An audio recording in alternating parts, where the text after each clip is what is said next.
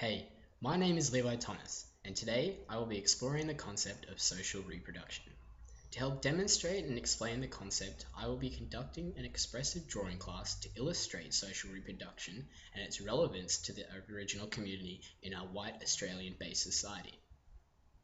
Through the racial inequity that is constructed by social reproduction, there is a need for a change within the schooling system to provide more adequate education for Aboriginal Drawing and painting has been a part of the Aboriginal culture for thousands of years. Some archaeologists have even dated rock paintings back to 60,000 years ago. An incredible way for Aboriginal students to express themselves is through painting and drawing. To demonstrate how drawings can express emotions, I will ask all of you to draw your opinion of how Aboriginal students should be treated.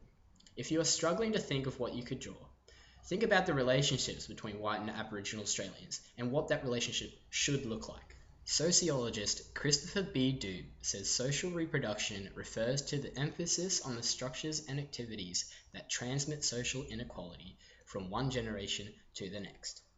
The social reproduction theory suggests that schools do not provide students with equal opportunity and in the process perpetuates social inequality.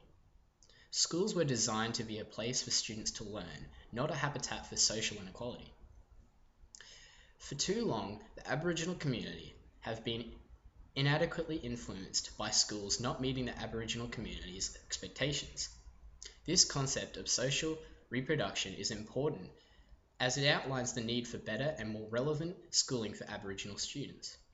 In a white-dominated culture, it can be hard for Aboriginal students to assimilate, and therefore the schooling curriculum should be taught in a way that is easier for them to conceptualize.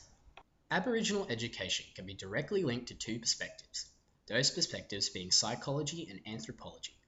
In an ideal setting, schools' curriculums would find a perfect balance between the two perspectives, which would give all Aboriginal students the best opportunity to thrive academically. Sadly, during the assimilation period in the 1960s and 1970s, the curriculum was heavily based to accommodate for white students, not Aboriginal students. The thought of educating Aboriginal students was overlooked and therefore the curriculum became inequitable.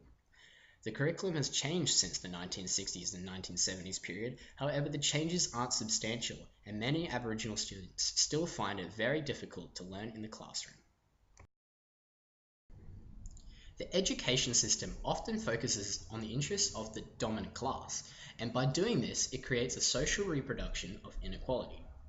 Most of these classes rarely consist of Aboriginal students, and therefore they do not receive the attention they need. Social factors like race, background, and economic status make up the dominant class. The education system accommodates for the dominant class so that those higher achieving students can continue to achieve, while anyone not in that category, such as most Aboriginal students, struggle due to the education system not meeting their needs. Aboriginal students particularly struggle, and that is why we see a very high rate of Aboriginal students dropping out and not attending classes at school.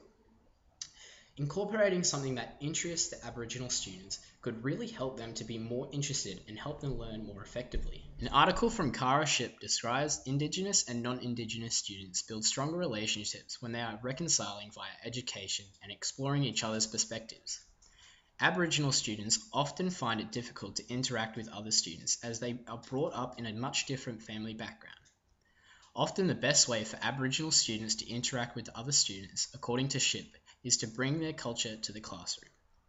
The Aboriginal students can do this by showing their other students how to dot paint or play a didgeridoo, for example.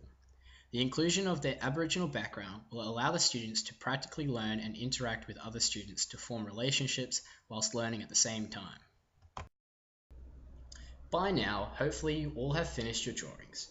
My drawing was of a white Australian apologising for the past and seeking redemption. In an ideal school setting, it would be amazing if all classrooms consisted of an accepting culture and able to provide equitable help for all students. The education system has introduced an environment for social reproduction of inequity to take place. By allowing Aboriginal students to introduce their culture to the classroom and learn from relative activities, brings us one step closer to an ideal equitable classroom.